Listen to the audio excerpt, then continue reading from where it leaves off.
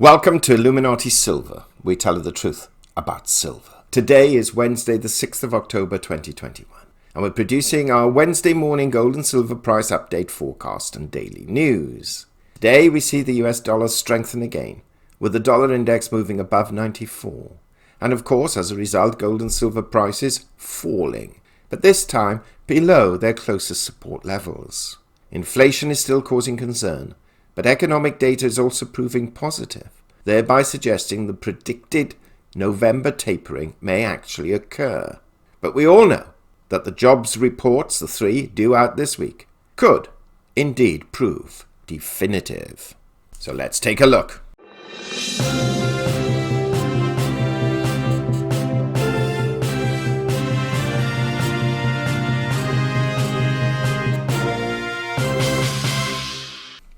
Welcome to Illuminati Silver. It's Wednesday, the 6th of October 2021, and it's 10 o'clock a.m. GMT plus 1. Weather today? Energetic. The sun is out. It's quite warm already. Just the sort of weather for people like me and much younger to get out and walk briskly. So energy is the word for today. But unfortunately, there is an energy squeeze in Europe. And as we can see in the headlines, European industry buckles under a worsening energy squeeze. Let's take a quick look at that, because this has ramifications for inflation across the world. European industry is being pushed closer to breaking point as the region's energy crisis worsens by the day. Power and gas prices are hitting fresh records almost daily, and some energy-intensive companies have temporarily shut operations because they're becoming too expensive to run.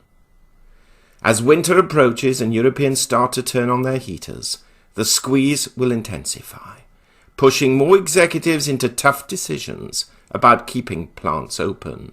Now that is what we're having to face in Europe.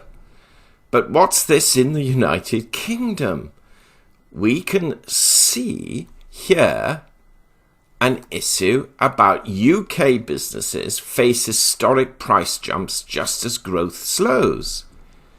UK firms are facing an historic surge in inflationary pressures, and more manufacturers than ever are poised to increase their prices as a result, according to one of the country's leading business lobbies.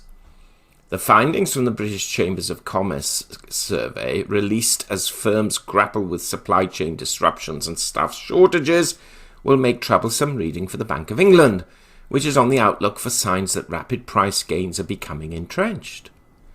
Concerns about inflation among both service and manufacturing firms are at the highest level on record, while more than half of companies said their cash flow had either deteriorated or stagnated.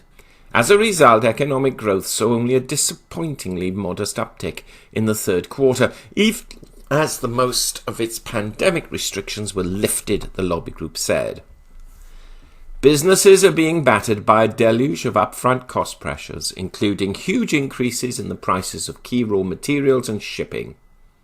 At the same time, they're losing out on opportunities for growth due to the labour shortages, despite many already raising wages and offering training. So what we're experiencing in the UK is not likely to be that different to what's being experienced in the United States, for example. Now we can see, according to the BBC Business News, according to Next, one of our clothing retailers, overseas workers' only way to solve shortages. Next boss Lord Wolfson says hiring overseas workers under a visa tax scheme is the solution to shortages. Well, forgive us, we still have many millions of people unemployed in this country. Why on earth are they not having these jobs? Well, there's the issue of skills and training and education. But there's also the issue, and this is the argument that the right wing have in the United States, though we think it's a little bit too extreme, we can certainly see the point, that when you have a socialist state giving people money for not working, there is often a very, very small incentive in some cases for people to come off benefits and go into work where the pay is perhaps only just above minimum wage. Therefore, those people regard it as easier not to take those jobs. Tesco outperforms with sales and profits growth. Britain's biggest supermarket shrugs off the impact of the pandemic and supply chain crisis. Amazon opens its first UK non-food store. It's quite interesting. Will the government's economic plan work? And just hidden here, New Zealand raises rates for the first time since 2014. Could this be the start of something that may happen across the Western world? In America, Facebook harms children and weakens democracy, according to a US senator. This is an interesting one. US man sues psychic over ex-girlfriend's curse.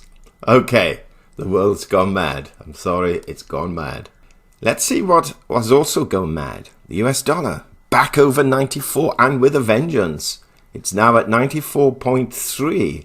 This probably won't all go well for gold and silver. Energy prices marginally down, but still Brent crude at the $82 level and WTI crude at the $78 level. Stocks in the United States yesterday regained a little ground, up broadly 1%. Not enough to cater for the losses for the month, which are down anything from 3 to 6%, but at least a staged recovery. However, this may not happen later today because in Asia overnight we can see stocks down between 1/3 and 0.5%. And in Europe and the UK this morning, actually quite a big hit, really. Generally down 1.5 to 2%. Not looking good. Now, also, whether this is looking good or not depends on one's perspective. But yesterday we did have, in fairness, the services PMIs coming in, and they were stronger than expectations, and also stronger in September than they were in August. And as you can see on the chart, we have 54.9 against expectations of 54.4, and the services at ISM services at 61.9% against expectations of 60. So why we say it's good or bad, it's good from the point of view that business is picking up.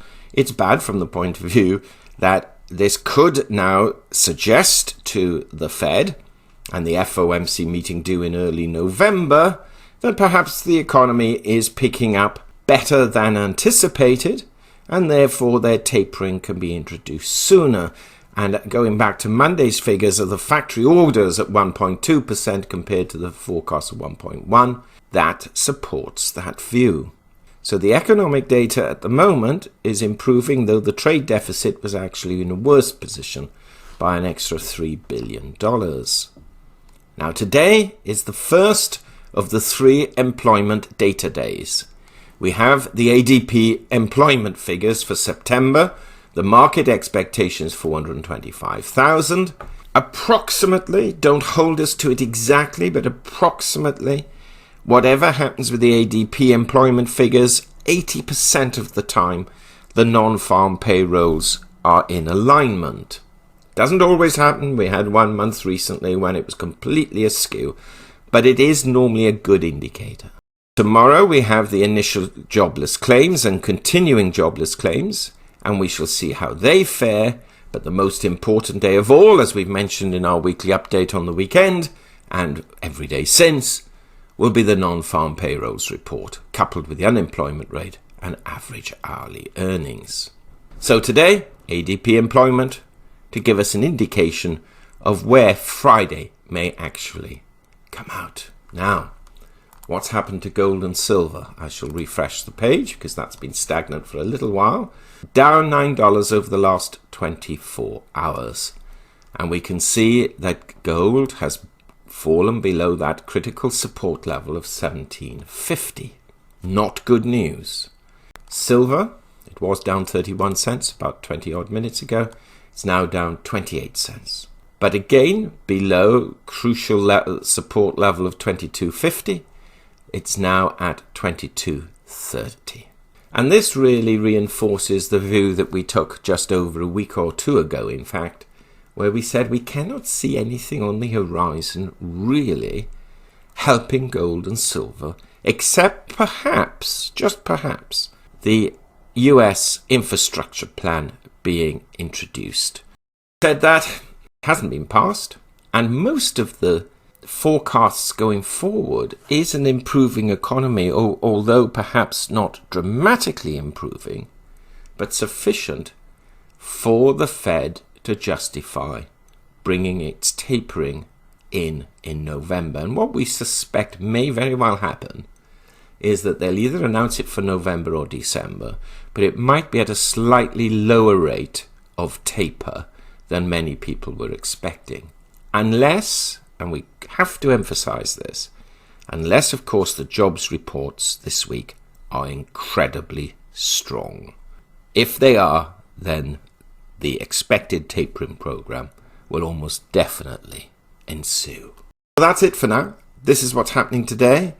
Anything anomalous that peeks its head above the parapet, we shall cover if it's newsworthy. But other than that, please have a great day. Subscribe, press the bell sign, and we'll see you next time. Illuminati Silver owners come from a background of banking, international wealth management, and economics. Having now retired from these worlds, we are not qualified to give investment advice. Therefore, this and other productions must not be deemed to be giving such advice and merely represent the personal views of its owners.